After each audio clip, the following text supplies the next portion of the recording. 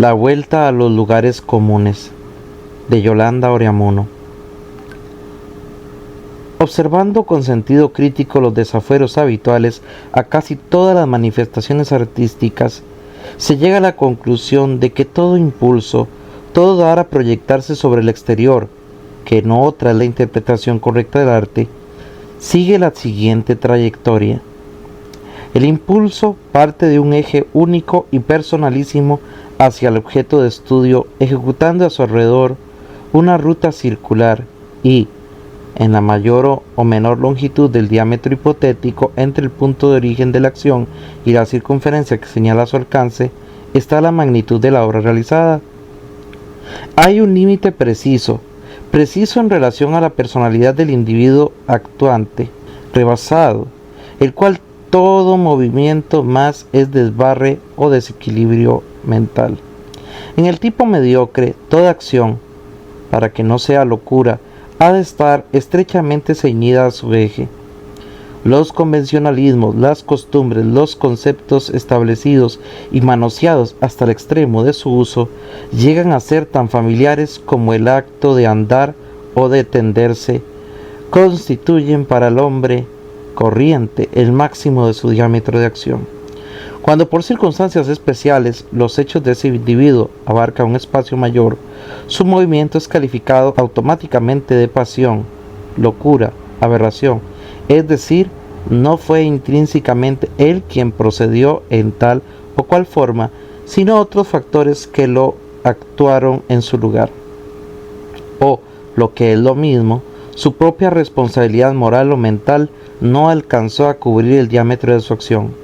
Así, en proporción directa al género de la persona, crece la dimensión de su perímetro expresivo hasta el infinito.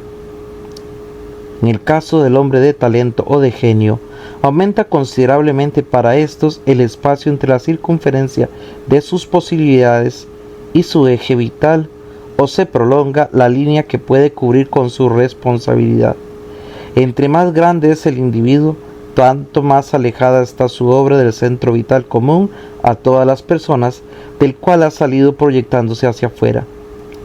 Es el límite de alcance, como dijéramos, la longitud de esa parábola, la señala inmensidad de las capacidades habidas en el hombre potente y el simple sentido común en el hombre normal. Dentro de esa parábola se encuentran los puntos conocidos, los lugares comunes, rebasados en los cuales todo movimiento es creación propia. Cuando un ser humano supera hasta el máximo los puntos de referencia, los dichos lugares comunes, ya sea en uno o en otro sentido, han descrito una parábola mayor de la conocida, han superado su época. Ahora bien, el forzar la marcha de las capacidades, saliéndose del marco del autodominio y con ello del margen de lo que se puede íntegramente conocer, equivale a desbarrar, y el movimiento cae entonces en la decadencia de la venalidad. La manifestación artística es siempre un movimiento tendiente a superar esos lugares comunes conocidos, yendo más allá de ellos y aumentándolos al propio tiempo, hasta que un nuevo movimiento más amplio lo convierta a su vez en un lugar común, sobrepasándolo. Sin embargo, en el campo artístico, como en un sentido general, hay un límite vago pero innegable al cual se ajustan por épocas las manifestaciones habidas, señalando ciclos definidos en la historia. Cuando ese espacio está dominado, cuando la producción ha marcado una brusca salida del ciclo anterior, saturándolo de realizaciones artísticas, viene el movimiento decadente, que no comprendiendo la necesidad de ese balance, continúa saliéndose de la línea de sus propias posibilidades y entrando en el terreno de la vacuidad.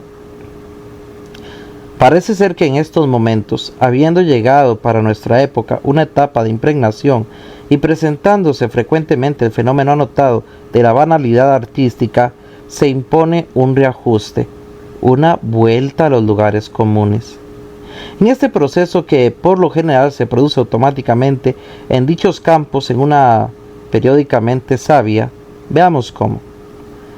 Las artes practicistas como la arquitectura y la decoración, dando solo dos ejemplos, son las que más rápidamente sufren el inventario de valores y en las que éste se verifica con el más realismo y exactitud. Asimismo, las que más tarde han dado el paso adelante de superar los lugares comunes. En la arquitectura y la decoración, el retorno se señala por una asimilación rápida y consciente de lo que el nuevo movimiento tiene de bello y de útil, y por el aprovechamiento de enseñanzas anteriores.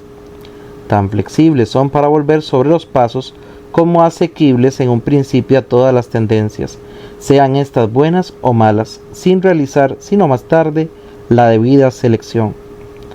Aprendió el constructor moderno de la pintura y la escultura que las líneas exuberantes de las épocas romántica y churrigueresca estaban sobrepasadas, y absorbiendo la enseñanza llenó las ciudades de edificios simétricos, sobrios, contundentes. Eliminó los zaguanes largos y retorcidos y la abundancia de rincones antihigiénicos que caracterizaban las antiguas construcciones. Aprendió de los impresionistas y coloristas las necesidades del sol y de la luna, y nos dio ventanas cómodas y grandes. La decoración, evitando toda línea excesiva, hizo muebles hondos, confortables, comprendió la urgencia de movimiento constante en la vida moderna y terminó con el recargamiento de sillas, mesas, confidentes y demás artefactos con que había obstruido la vida diaria el pensamiento romántico. Y por último, asignando a cada color su verdadero valor óptico, trajo las paredes lisas, los tonos claros, refrescantes y casi marítimos que caracterizaban la decoración moderna. Este es el resultado, pero para llegar aquí cayeron ambas, la arquitectura y la decoración, en el rebuscamiento, en el esnobismo de las cosas incomprensibles, construyendo casas para entender las cuales habíase de tener una mente especialmente entrenada. Abusaron de la aerodinámica, del colorismo y del cubismo, llenándolos de objetos obtusos. Exigieron esfuerzos supremos de imaginación para descubrir por qué lado se entraba a una casa, dando también varias vueltas antes de encontrarle un lugar lógico al garaje, a la perrera y a la oficina. Tuvimos mucho tiempo los salones vacíos en el afán de espacio y luz, y fueron los edificios cáscaras de huevos llenas de ventanas y plagadas de todos los abusos comerciales y propagandísticos inimaginables. Pero el debido centro fue hallado, y esto es lo que yo señalo como sintomático. Lentamente, con un maravilloso espíritu de asimilación, la arquitectura y su ayudante, la decoración, se valen de nuevo de las líneas Luis XV, y los estilos normando, gótico y cubista tratan de juntarse en una conjugación de belleza y comodidad. Descubrimos, asombrados, que nos podemos sentar en una silla española sin sentir la rigidez de la coraza. Los espejos venecianos y los patios Misión vuelven austerizados o aligerados por el nuevo sentido práctico. Es el reajuste, la captación de la línea, el retroceso consciente a los lugares comunes, usando siempre los conocimientos adquiridos sin abusar de la superación. La música, descubriendo la nota en algo más que en el mismo instrumento, ha ido desde el aprovechamiento de dichos nuevos tonos hasta el enloquecimiento por ellos mismos, introduciendo en las orquestas objetos que nunca pensáramos capaces de producir más que molestia, chirridos, gritos y otros recursos sonoros tan incalificables como los anteriores. Hubo momentos en que todo respeto parecía estar definidamente perdido y en el cual ya parecía que la música clásica no volvería a ser nunca más inteligible a nadie, sino para unos cuantos seres dotados de condiciones auditivas especiales. Luego, lentamente y sin desdeñar esas adquisiciones reveladoras, el simple sonido aparece regulado técnicamente por los auténticos valores viejos que todavía eran aprovechables, y la música clásica moderna, enriquecida, vitalizada por los nuevos descubrimientos, se serena y declara antimusicales los abortos producidos con anterioridad, sin dejar por eso de utilizar lo que en verdad quedaba del movimiento: nuevos tonos, sonoridades desconocidas, ritmos extraños y el más auténtico y genuino descubrimiento, aprovechamiento hecho en esa época de exuberancia: el folclore. El reajuste se produce con rigor legítimo. La pintura y la escultura asimilaron el cubismo, rebasaron a los cubistas y volvieron al naturalismo y neoclasicismo, y luego a la línea gemela de sí misma, siempre desdeñando aquellas que el exceso místico o romanticista habían convertido en conceptos académicos y muertos. También en esto hay síntomas visibles de saneamiento autocrítico. La literatura decadentista, calificativo que merece por la extracción violenta que hizo del concepto humano para ofrecernos en su lugar píldoras de exhumaciones puramente cerebrales, va desapareciendo. El abandono deliberado por el motivo literario de todo lo que significó pasión de hombres, el horror a pintar el tipo mediocre de tal manera manifiesto que el individuo de novela fue un ente cerebral que no se encontraba en ningún sitio, la dignificación absurda del elemento inteligencia hasta el extremo de que ya la empezábamos a resignarnos a considerar el arte moderno como un arte para artistas. Todos esos conceptos de periodo de saturación van pasando. El abuso de presentar al personaje novelesco moderno como un perverso de su propio cerebro, idéntico a aquel que hizo del mismo en otra época un ente ideal y delicado, tan inmaterial que llegaba a ser el pervertido de su propio corazón, es ya sin duda un método en extinción. Los individuos de la auténtica novela moderna, la que yo llamo auténtica porque ha asumido su responsabilidad histórica totalmente, no necesitan como condición primaria ser inteligentes o geniales. El tonto, el mediocre, el anodino, el de todos los días vuelven a sonreírnos confiadamente con caracteres conocidos y en íntimo contacto con la estupidez, la mediocridad y el anonimato que todos llevamos dentro en las novelas de hoy. Ya no todas las niñas de esos libros son exóticas y caleidoscópicas, vuelven a ser simplemente niñas, mujeres y madres, y los hombres dejan de ser estilizaciones cerebrales, enfermos sexuales o potencias comerciales para parecerse otra vez al buen señor, al hábil señor o al inquietante señor de todos los días. Un proceso de depuración se opera con visibles y reconfortantes caracteres. Con una mirada somera he tratado de observar el mismo idéntico fenómeno en las principales manifestaciones artísticas del día. Solo hay una que no he fijado porque merece capítulo aparte. Me refiero a la poesía, y específicamente a la poesía en América Latina. En este terreno los descalabros artísticos se producen con preocupada generosidad. Una vez que nos acostumbramos a que la princesa está triste, y con la princesa una oleada de tristeza con corbata de lazo inundó al mundo, produciendo escalofríos de nostalgia en la espina dorsal del pensamiento poético, cuando hacía muchísimo tiempo que el tierno secreto, el astro celeste y el fulgor de tu mirada se habían convertido en lugares comunes, empezamos a oír sin sobrecogernos que, tan móviles, se podía repetir sin afectar la estructura ni el valor del verso, como se podía asimismo insistir en tan fértiles, y en tan sórdidos, y ser, sin embargo, la canción de la vida profunda, una poesía estupenda. Nos estremecimos luego desconcertados ante el viento verde, el caballo sobre el mar, y la muerte entra y sale de la taberna. Un despertar genuino sacudió como un latigazo el puritano romanticismo en que se había pervertido el romanticismo legítimo, y descubriendo el desnudo, el sexo y la mesa cerebral sin rubores postizos, escuchamos que se podía sentir sed de ti, que el cuerpo de piel, de musgo, de leche ávida y firme, era una realidad, y que mejillas propicias del modo moroso me brinda la amiga, podía ser una estrofa tan completa como una de Núñez Arce o Calderón de la Barca. El genio de García Lorca, de Neruda, de Guillén, de Alberti, había cumplido la parábola creadora, realizando un nuevo concepto poético para América Latina y para el mundo. América, que ha efectuado conjuntamente con el resto de los países la síntesis ordenadora de las adquisiciones artísticas, en poesía no sintetiza. Una verdadera avalancha de García Lorca, Neruda, Guillenes y Albertis nos llena y manifiesta superproducción.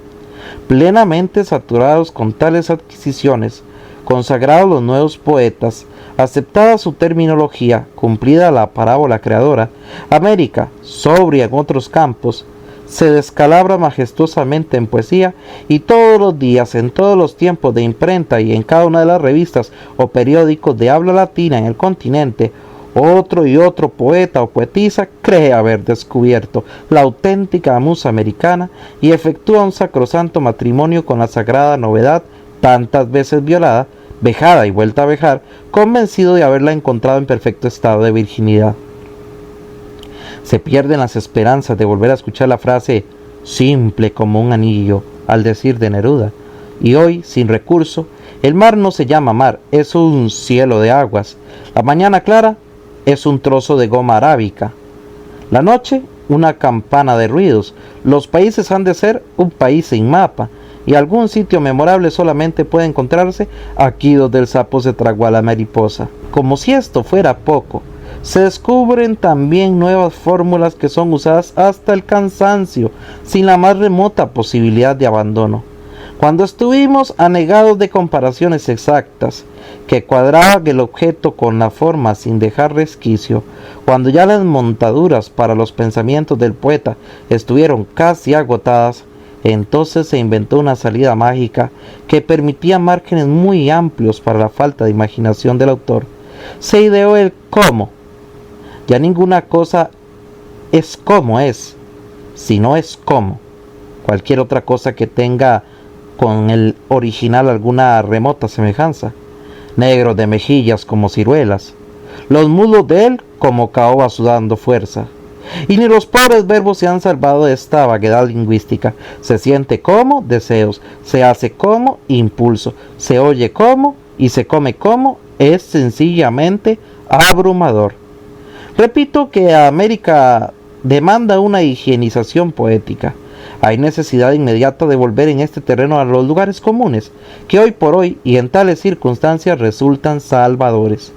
Hay deseo, sed, de que el cielo vuelva a ser cielo y a tener nubes, estrellas y constelaciones que se llamen por sus respectivos nombres. La adquisición fundamental de la poesía moderna está hecha. La traslación de la música, antes aplicada al metro y hoy al ritmo. El público ha aceptado en parte con gusto y en parte con resignación la ruptura del molde viejo, la llamada distinta a los sentidos que provoca la poesía moderna. Ha cumplido su labor renovadora y un reajuste, una serenación rápida de tanto aborto poético se plantea. La alarmante prolijidad de la musa americana es ya un fenómeno de conejera. Vuelve a hacerse sentir la conocida frase, mucho poeta y poca poesía. Parece ser que el construir versos es una enfermedad infantil de la misma virulencia que el sarampión o la escarlatina. Es más, tiene una época precisa de aparición que fluctúa o dura de los 15 a los 20 años de edad. Dentro de ese lapso, la aparición es inminente. Casi no hay quien escape y todas las clases sociales, con iguales síntomas, sufren idéntico descalabro mental. Encuentro muy razonable que, comprendido como una plaga necesaria e inevitable el fenómeno, se estudie y considere, pero lo lamentable, lo seriamente grave, es que parece existir en América un tabú que impide un juzgamiento preciso del verdadero valor de un poeta. Solo se requiere en nuestro continente usar esos términos astrales, romper violentamente con el metro, la rima y el movimiento, estar al tanto de los últimos descubrimientos formalistas como el cómo para ser consagrado poeta. Y así se queda. La crítica, tan severa por suerte con el prosista, sonríe indulgente ante el poeta, y entra éste sin más requisitos que sus absurdos, a integrar con positivos honores la clase intelectual de vanguardia. No he oído decir hasta la fecha de ningún poeta que en América, haciendo versos bajo la bandera del modernismo terminológico y formal, sea considerado malo. Es tan amplia, tan terriblemente amplia la puerta de la crítica para él, que todos pasan por ella y ella acoge a todos como una gallina o una ramera. Volviendo una vez más sobre el distingo que hice al principio de que el valor de la realización artística está en razón directa a la distancia que media entre el eje vital del individuo y el margen que puede cubrir con su responsabilidad mental, pregunto, dándole requerimiento toda la severidad de que debe revestirse, ¿cuántos de nuestros poetas tienen autoridad moral y mental suficiente para ser aceptados como tales? ¿Y cuáles son los conceptos que en América califican a un versificador como bueno? Un movimiento de auténtica decadencia poética se presenta en América y un desbarre majestuoso nos recorre, copiando descaradamente a los poetas españoles o bien calcando sin entenderlo ni tener su profundo sentido histórico ni epónimo a Neruda y a Guillén. Se hace necesario el reajuste de valores que vuelva a los lugares comunes y asimile también lo adquirido, hasta producir por conocimiento, por digestión consciente y por necesidad histórica al individuo que, convirtiendo con su nueva parábola en lugares comunes las conquistas anteriores, señale en verdad una época nueva para la poesía americana. Recuperado del repertorio americano del 6 de enero de 1940.